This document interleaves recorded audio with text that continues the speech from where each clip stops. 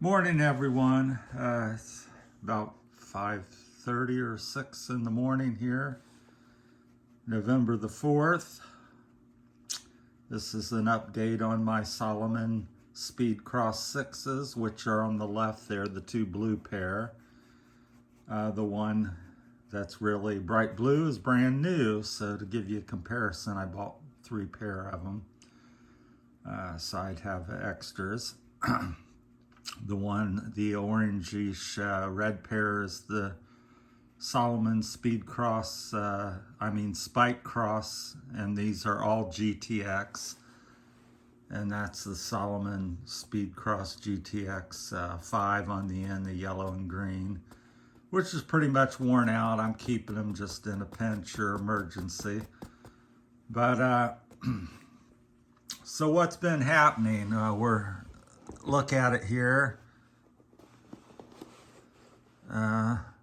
First of all, let's go back here, backtrack a little bit.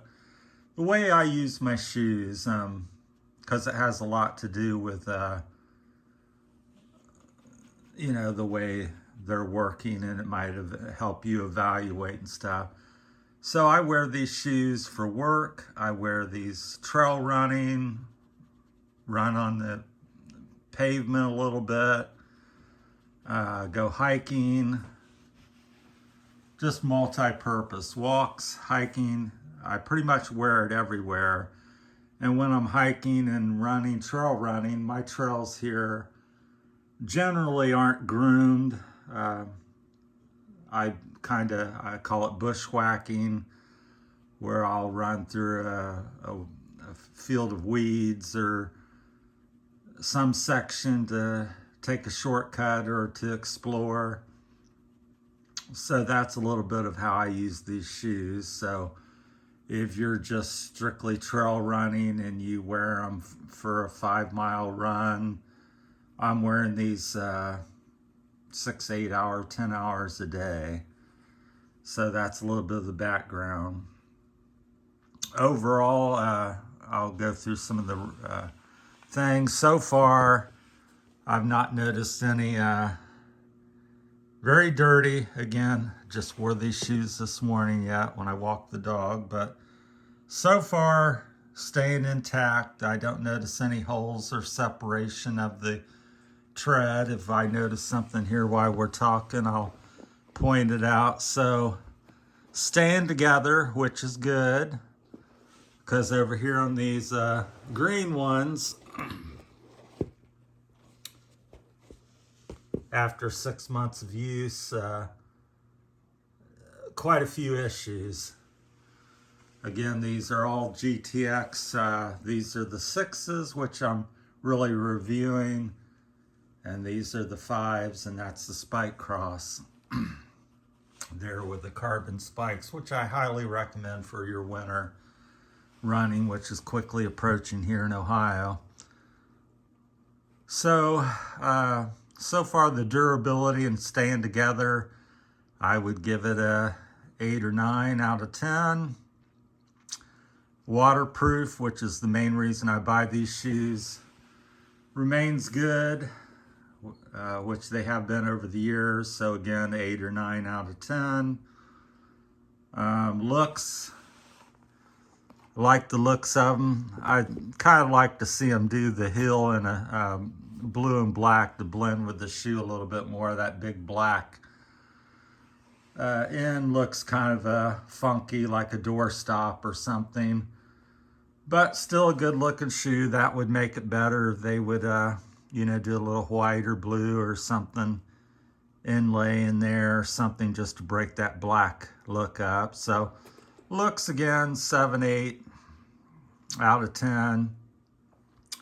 The closure system, I would call it about a 7, 8. What happens to me, because the way I use my shoes, I'm running through the bushes and weeds and so forth, or on the job working, and something will tug at the cord, or the shoe will somehow work loose at least once a day, and I'll have to readjust it.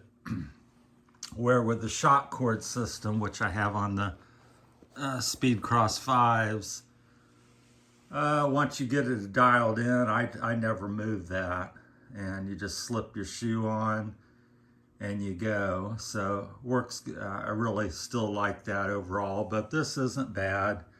I would give that a 9, and I would give this about an 8, in my opinion. But that's some of the issues. It's, again, mainly how I'm using it.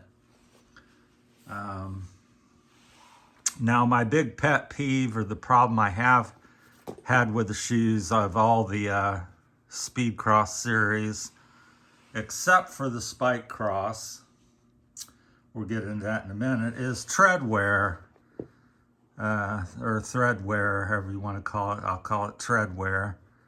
It's not thread, tread. So here's after, this is the 2-month review. I don't know if you can see it very well, but again, yeah, I should have probably started with that. I've had these shoes since about the 1st of September. It is now November 1st. I've got approximately 400 miles on them. And I've got about, I don't know if you can see that very well. The camera picks it up, pardon my hand shaking. But I'm down to maybe 10-15% less tread left. Here's a brand new one, for example. And you can see when they're new, the traction's outstanding. And very pleased with that. That's why I buy them. But 2 months later, 8 weeks later, about 400 miles, I'm starting to slip a lot, and up the ramp of the trailer, running through the woods, a lot, just getting slick and undependable. The traction's hit and miss depending on conditions. So I wish they would use a different compound or improve that. I just think for a $160 shoe, that's not really acceptable. And on this is where the Spike Cross really shines. In desperation, I couldn't get these for quite some time, several months. They were out of stock, so I took the spikes out of my old Spike Cross and ran them for about a year. And I would say the tread on them lasted twice as long as the 5s or the 6s. So here's a 6 after 6 months, and you can see it's pretty much nothing left up front. I tend to walk or run on the toe, front of my foot versus the back. Some people are heel draggers, but I guess apparently you can see that I walk on the front there. So that's my my one hang up. So in that regard, on the tread, I would call that about a 3 or 4 out of 10, because the rest of the shoes, very good shape at this point, 8 or 9 out of 10 at the 2-month mark, but it's almost unwearable for the purpose of the shoe, because I need to get traction in the mud, and wet conditions is here and coming.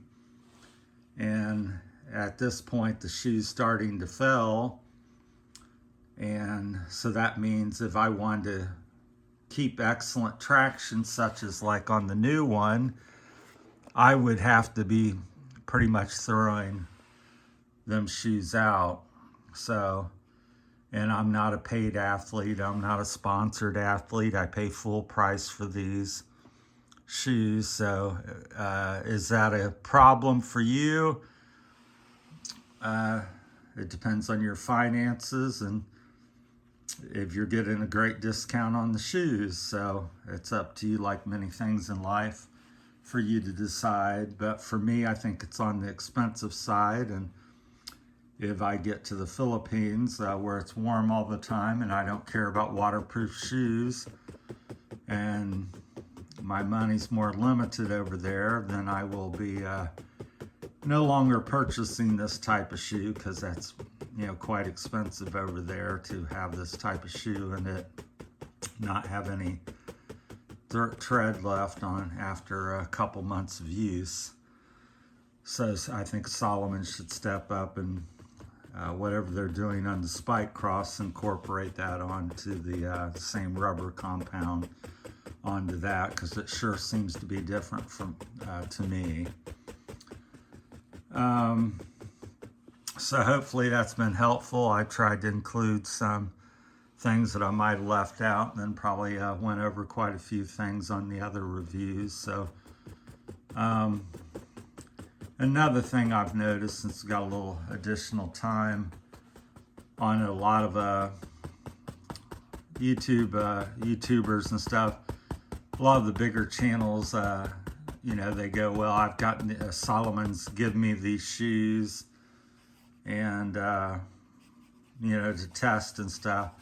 To me, right there, that's a again, they're upfront. If they say that, you want to watch it, but to me, it becomes it's not a review, it's a commercial, and this is certainly not a commercial. I'm a real person.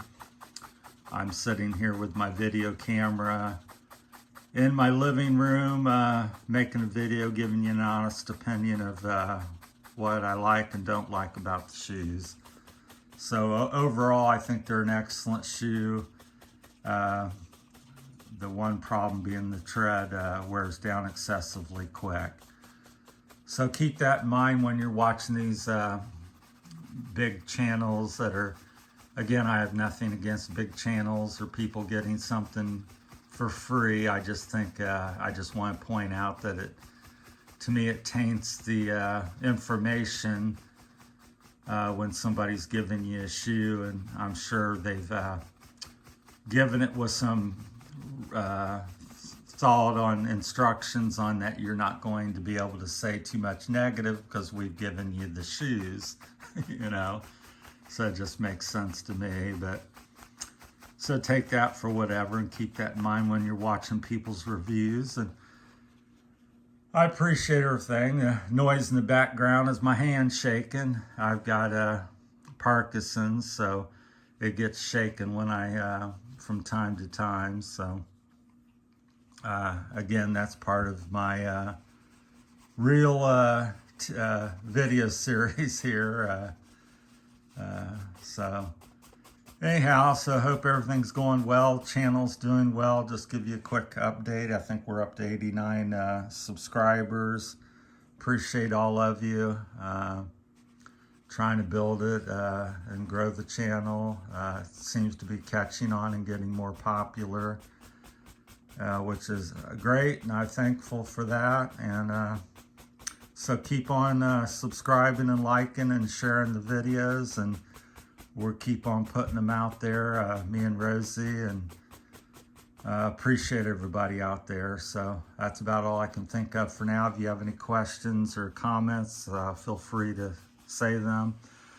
And again, one of the viewers, they pointed out there's a pouch. You lift up this pull thing, and up front there's a little pouch, and you can tuck that in there. For anybody that doesn't know that, because I didn't, I knew that, but I didn't ever talk about it, which helps that, because some people just tuck this under the lace or something. But so it does help a little bit with the snagging and pulling, but doesn't eliminate it. Even on these bungee cord, I'll get done and I'll have a stick occasionally, once a week, once a day, or something that gets pushed up under the lace here. But with the bungee being elastic and in a fixed position, and I keep it tied off. This it's got a knot here and it's tied off, so it's adjusted to fit my foot exactly how I like it. So it's really impossible for it to come out of tension. But you do have to stop and get the stick out or whatever's in there. But with these, it's possible that it can pull the lace out or loosen that little thing, that shock cord slider, or whatever you want to call it. So that's sort of a little issue I have with it. But like I said, the number one thing is the shoe compound and stuff like that. So needs a little bit to work there, in my opinion. Let me know what you think, and appreciate your time. That's all I got for you. Appreciate everything. Take care. Talk to you later.